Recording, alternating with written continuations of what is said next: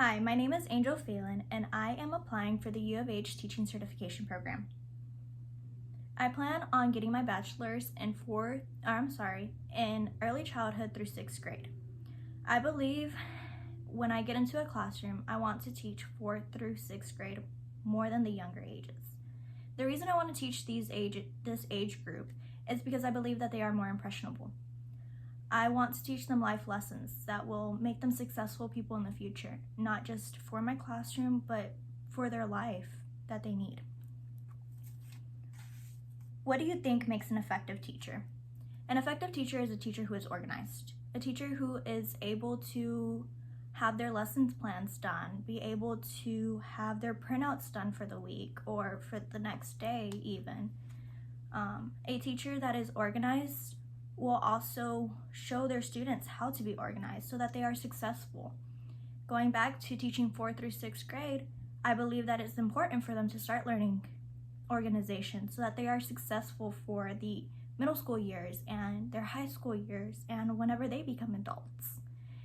Organization is very important. It is also important in the classroom because it helps establish a routine. A routine is helpful for students to be able to grasp the concept of things easier.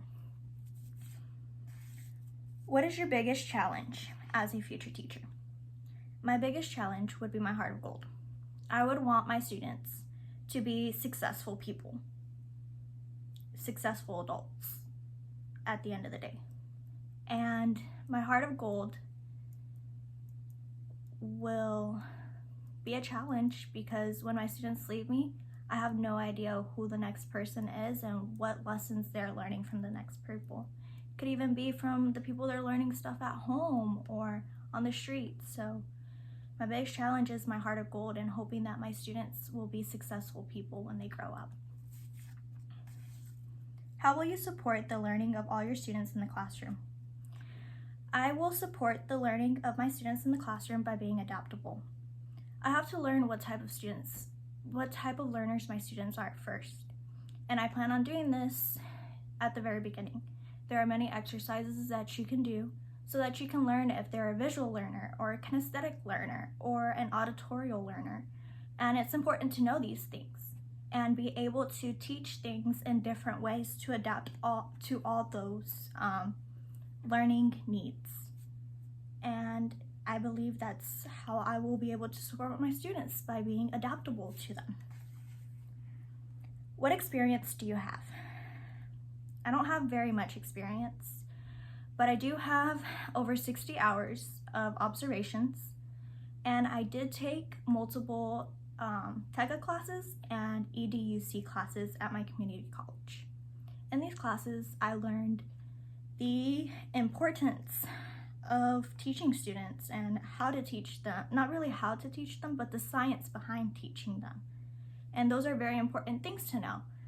I learned so much about these influential people who started education for the need or being able to start special ed programs, and those are really cool things that I like to learn, and I hope to see those in my classroom when I become a teacher.